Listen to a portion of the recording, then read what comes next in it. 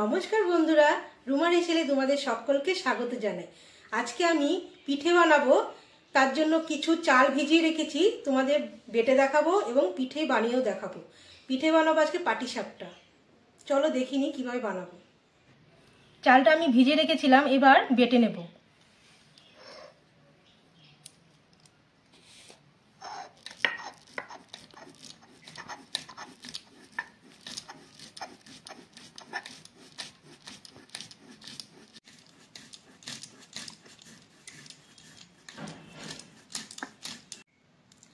চালটা আমার বাটা হয়ে গেছে, এবার আমি গোলাটা বানিয়ে নেব।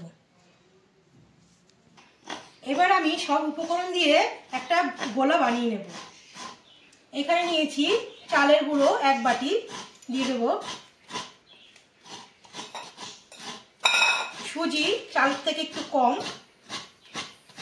দিয়ে দেব এখানে ময়দা,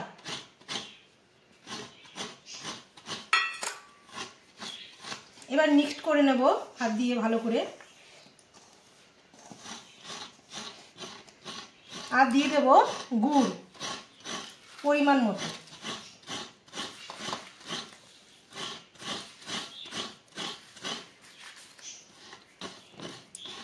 লাগলে পরে দেব গুড়টা। এবার আমি এই বাটির 1 বাটি দুধ দেব, বাটিটা মেপে দেব।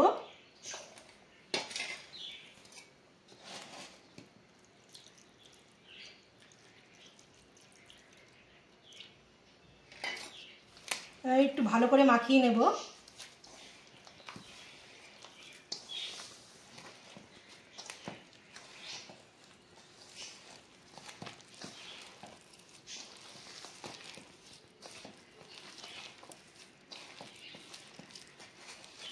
আর একটু দুধ দেব, যেটুকু বাটিতে রয়েছে সেটুকু দিয়ে দেব।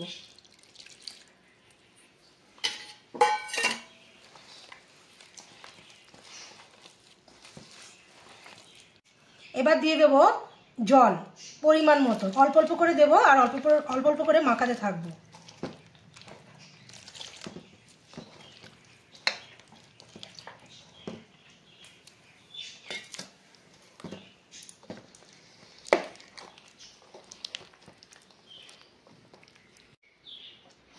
আর আমার মাকে দিয়েছি নারকেলটা কোড়াতে, মা নারকেলটা কোড়াচ্ছে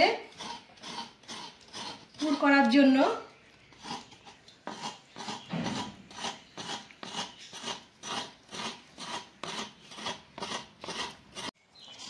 গোলাটা আমার তৈরি হয়ে গেছে, এবার আমি 2 ঘন্টার জন্য রেখে দেব। আমি গ্যাসে কড়াইটা বসিয়ে দিয়েছি, এবার দিয়ে দেব নারকেল কুড়ো। নারকেল দিয়ে আর ক্ষীর দিয়ে আমি একটা পুর বানিয়ে নেব।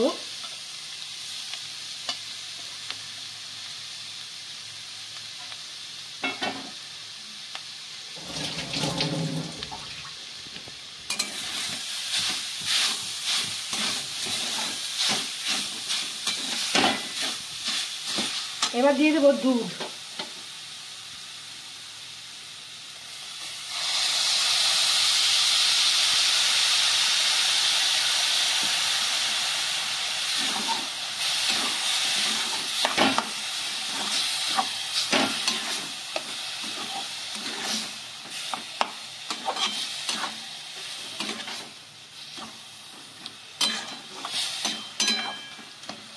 কিছুক্ষণ নারকেলটা একটু সেদ্ধ হতে দেব যাতে নরম হয়ে যায়।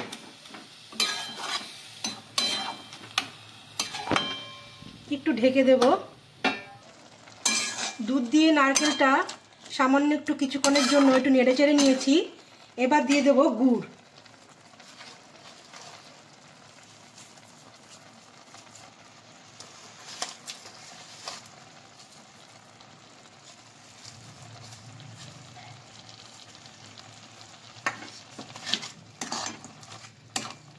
আবার একটু নেড়ে চেড়ে দেব।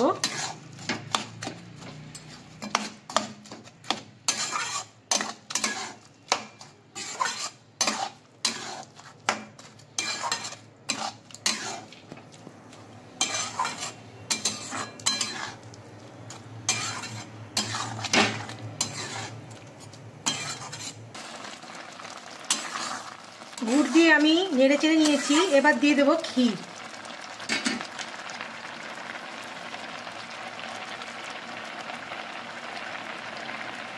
এটা কিন্তু ঘরে তৈরি করা খাঁটি দুধের ক্ষীর। 2 চামচের মতো দিয়ে দিলাম, হাতা আর কি, বড় হাতা।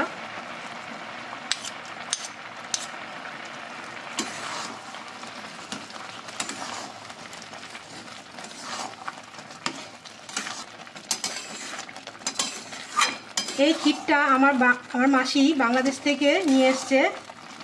পুরো খাঁটি দুধের, একদম গরুর দুধের ক্ষীর বানিয়ে নিয়ে এসছে।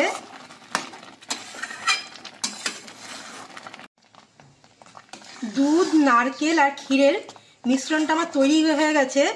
এবার আমি একটা থালায় ঢেলে ঠান্ডা করে নেব, তারপরে পিঠেগুলি ভাজবো। বেগুনের বোটা দিয়ে তেলটা আমি মাখিয়ে নিলাম। গরম হয়ে গেছে কড়াইটা। এবার আমি যে গোলাটা বানিয়েছিলাম সেটা দিয়ে দেব।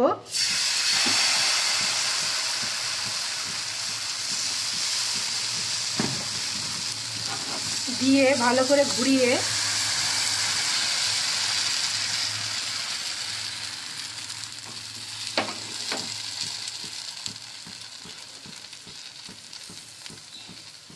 ক্ষীরটা তৈরি হয়ে গেছে। এবার ক্ষীরটা আমি দিয়ে দেব।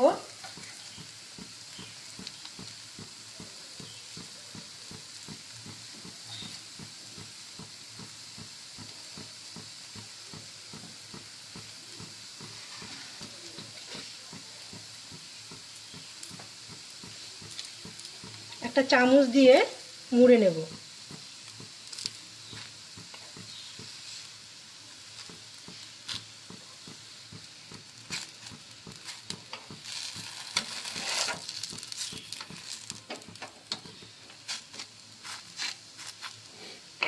এবার আমি তুলে নেব।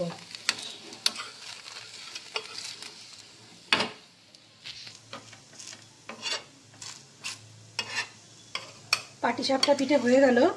সবগুলো আমি একইভাবে তৈরি করে নেব।